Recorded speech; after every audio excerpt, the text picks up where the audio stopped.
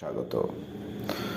আজকের আলোচনার বিষয় হচ্ছে মাদ্রাসা বোর্ডের 10ম শ্রেণীর উমাইয়া বংশের ইসলামিক ইতিহাসের উমাইয়া বংশ থেকে একটি প্রশ্নটি তোমরা 4 মার্কের অথবা 8 মার্কের যেভাবে আসতে পারে। 4 মার্কের হলে তোমরা 4টা পয়েন্ট ভূমিকা উপসংহার দিতে পারো এবং 8 মার্কের হলে পুরো উত্তরটা লিখতে হবে।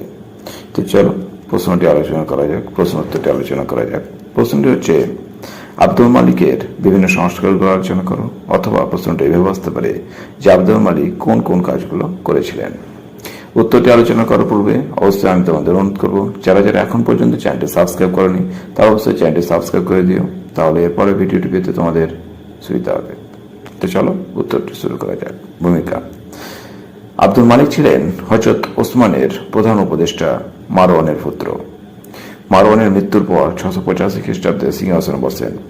পণ্ডিতদের মতে ইসলামী সমাজের ঐক্য এবং শান্তি সংহিতি প্রতিষ্ঠাতা ও তার সংস্কারগুলো ছিল অত্যন্ত সময়োপযোগী। 1. শাসন ব্যবস্থার আরবিকীকরণ।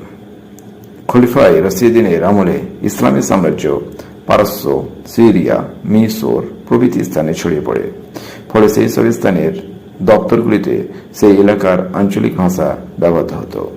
কিন্তু আব্দুল মালিক রাষ্ট্রের জাতীয়করণে এবং সুষ্ঠু শাসন ব্যবস্থা প্রবর্তনের উদ্দেশ্যে আরবিকে রাষ্ট্রভাষার মর্যাদা দেন। 2 নম্বর হল মুদ্রার প্রচলন।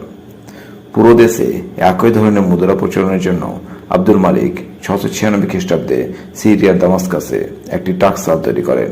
সেই টাকসাল থেকে সোনার মুদ্রা দিনার, রূপার মুদ্রা দিরহাম ও তামার মুদ্রা ফালস চালু করে রাজকার্যে যথেষ্ট উন্নতি সাধন করেন। 3. ডাক ব্যবস্থার উন্নতি সাধন। আব্দুল মালিক বিভিন্ন রাজ্যের মধ্যে ডাক চলাচলের জন্য ঘোড়ার গাড়িতে রিলে পদ্ধতিতে ডাক চালু ব্যবস্থা করেন। 4. জিজিয়া কর চালু। আব্দুল মালিক অমুসলমানদের জন্য পুনরায় জিজিয়া কর চালু করেন। 5. রাজস্ব সংস্কার। খলিফা আব্দুল মালিক তার উপদেষ্টা হজ্জাজ বিন ইউসুফের পরামর্শে অমুসলমানদের খারাজ বা ভূমিকর প্রদানের নিয়ম চালু করেন। এছাড়া তিনি অনুর্বর ও পতিত জমি 3 বছর মেয়াদে কৃষকদের মাঝে বিনা রাজস্ব বিতরণ করে কৃষিকাজে উন্নতি সাধন করেন। 6. আরবি ভাষায় স্বরচিহ্নের ব্যবহার প্রচলন। যাদের মাতৃভাষা আরবি ছিল না তাদের আরবি লিখতে ও উচ্চারণ করতে অসুবিধা হতো, তাই আব্দুল মালিক হজ্জাজ বিন ইউসুফের পরামর্শে হরকত, জবর, জের, পেশ ইত্যাদি স্বরচিহ্ন এবং নোক্তা চিহ্ন চালু করেন। 7. স্থাপিত শিল্পের পৃষ্ঠপোষক। আব্দুল মালিক একজন শ্রেষ্ঠ শিল্পনারী ছিলেন। তিনি 691 খ্রিস্টাব্দে জেরুজালেমের 8 কোণ বিশিষ্ট কুব্বাতুল সখরা, the dome of the rock নির্মাণ করেন। এর দক্ষিণ পাশে তিনি মসজিদুল আকসা নামে একটি মসজিদ নির্মাণ করেন।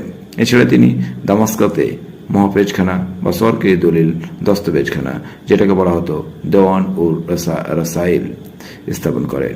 উপসংহার: সুতরাং আব্দুল মালিক ইসলামের ইতিহাসের স্মরণীয় এবং শ্রেষ্ঠতম উমাইয়া শাসকদের মধ্যে অন্যতম ছিলেন। তিনি ছিলেন কঠোর পরিশ্রমী, কূটনীতিক, বিচক্ষণ শাসক।